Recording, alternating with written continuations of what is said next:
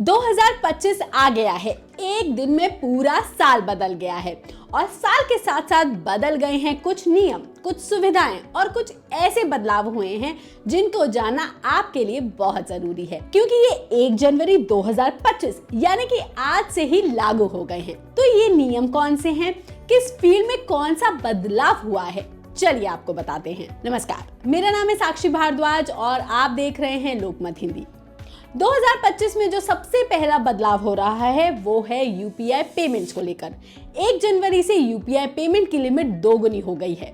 जी हाँ, feature phone से UPI payment करने वाले लोग अब 10,000 तक का ऑनलाइन पेमेंट कर सकेंगे। अभी तक आप फीचर फोन से केवल 5,000 तक का ही पेमेंट कर सकते थे। दूसरा बदलाव पेंशन को लेकर हुआ है।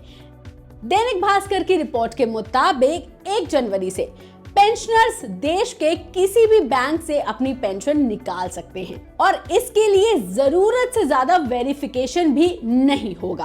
अभी तक पेंशनर्स केवल उसी बैंक या फिर उसी ब्रांच से अपनी पेंशन ले सकते थे जिसमें उनका खाता था। तीसरा बदलाव किसानों की गारंटी लोन में हुआ है। किसानों को अब बिना गारंटी के 2 लाख रुपए तक का लोन मिल सकेगा। इसका ऐलान आरबीआई गवर्नर दिसंबर 2024 में ही कर चुके हैं। अभी तक किसानों को बिना गारंटी के 1,60,000 तक का ही लोन मिलता था। चौथा बदलाव फोन के रिचार्जेस में हुआ है। इस साल से आपको कॉलिंग के लिए अलग से रिचार्ज मिलने लगेगा। जी हाँ, टेलीकॉम कंपनीज को अपने voice call plus SMS pack का भी एक अलग ऑप्शन देना होगा, जिससे अगर कोई यूजर डेटा पैक या रिचार्ज नहीं करवाना चाहता तो वो इस ऑप्शन को चूज कर सकता है, क्योंकि ये पैक उनके लिए सस्ता होगा। अभी तक यूजर्स को कॉलिंग पैक के लिए भी डेटा पैक का रिचार्ज करवाना होता था। पांचवा बदलाव, इस साल से गाड़ियां महंगी हो गई हैं। जी हाँ, मारुति, हुंडई, टाटा, किया और एमजी की गाड़ियां महंगी हो गई हैं। इसके अलावा बाइक और कमर्शियल व्हीकल्स की कीमतें भी 2 से 3% तक बढ़ जाएंगी, क्योंकि कंपनियों का कहना है कि गाड़ी बनाने में इस्तेमाल होने वाले मटेरियल की लागत बढ़ी है। छठवां बदलाव व्हाट्सएप में हुआ है। जी हाँ, अगर आपका फोन पुराना है तो उसमें व्हाट्सएप भी नहीं चलेगा, क्योंकि अब व्हाट्सएप एंड्रॉइड 4.4 और उसके पहले वर्जन्स पर ही काम नहीं करेगा, क्योंकि ऐप का मेटा एआई फीचर एंड्रॉइड 4.4 या उसके अपडेटेड वर्जन्स पर ही अब काम करता है। सातवां बदलाव, प्रदूषण के नियम और भी कड़े होंगे।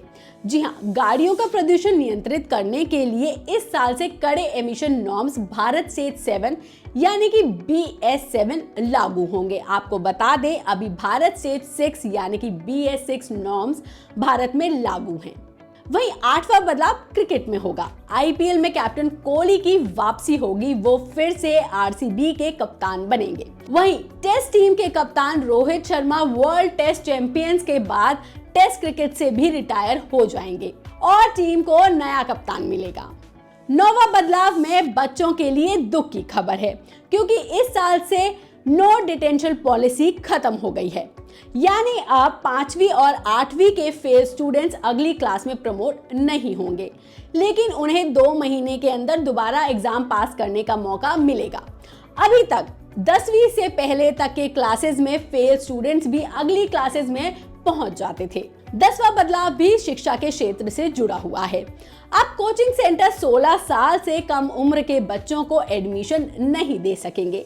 कोचिंग में 16 साल पर ही एंट्री होगी और फर्जी विज्ञापन देने वाले कोचिंग सेंटर्स पर भी जुर्माना लगेगा। अभी तक कोचिंग सेंटर्स में उम्र और विज्ञापन को लेकर कोई नियम तय नहीं थे, लेकिन इस साल से सरकार ने नई गाइडलाइंस जारी कर दी हैं। 11वां बदलाव भी शिक्षा से जुड़ा हुआ है। अब स्टूडेंट्स भारत में ही पढ़कर विदेशी यूनिवर्सिटीज की डिग्री ले सकते हैं। इस साल से इंडियंस और फॉरेन यूनिवर्सिटीज मिलकर शेयर्ड कोर्सेज शुरू कर सकती हैं और इसकी पढ़ाई फिजिकल क्लासरूम्स में होगी। अभी तक स्टूडेंट्स को विदेशी यूनिवर्सिटी की पढ़ाई करने के लिए या डिग्री लेने के लिए विदेश जाना पड़ता था। 12वां और आखिरी बदलाव आर्मी के लिए हुआ है। इस साल से CISF और BSF में पूर्व अग्निवीरों को 10% आरक्षण मिलेगा और फिजिकल टेस्ट और एज लिमिट में भी छूट मिलेगी। अभी 25% अग्निवीरों को सेना की नियमित सर्विसेज में लेने का रूल है। आपको हमारी ये जानकारी कैसी लगी, ये सारे बदलाव कैसे लगे, हमें कमेंट सेक्शन में लिखकर जरूर बताइएगा। बाकी तमाम खबरों के लिए देखते रहिए लोकमत हिंदी।